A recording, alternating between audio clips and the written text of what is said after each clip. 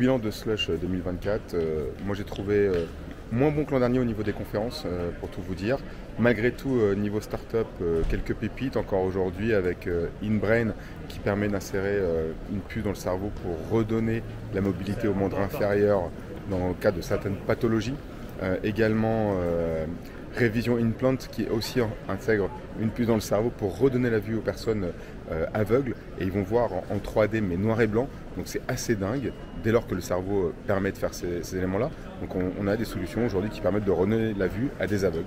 D'autres pans qui sont plutôt retail, une startup qui s'appelle Tri, qui repense un peu la relation client à travers le produit.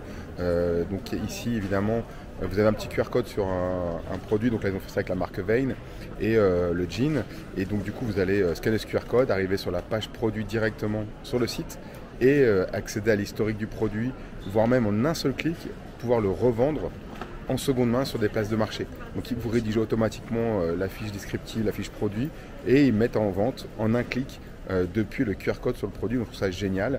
Et autre startup aussi, c'est Big Dream sur l'IA. En fait, vous pouvez dessiner quelque chose, ça va le retransformer en image automatiquement. Et ils ont une surcouche qui permet d'isoler des objets, des aspects dans l'image que vous avez créé par l'IA générative, pouvoir modifier la création point par point pour l'adapter et avoir votre prototype quelque part, juste en ayant dessiné en quelques clics.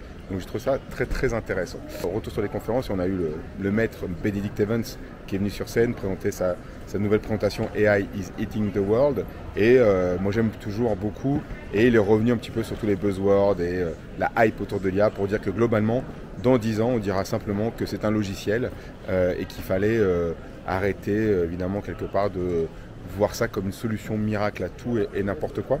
Donc c'est bien d'avoir aussi le contrepoids de tout ce qu'on entend à droite à gauche sur les promesses de l'IA. Et puis dernière conférence, c'était sur le Web3, notamment avec Mysten Labs, qui est revenu sur le fait que c'était une vraie communauté, c'était une culture, et qu'aujourd'hui globalement ça ne servait à rien de créer une blockchain from scratch. Il fallait partir de l'existant et créer par-dessus avec des layers 2, 3 et ainsi de suite. Moi j'allais prendre mon avion et je vous dis à bientôt, ciao.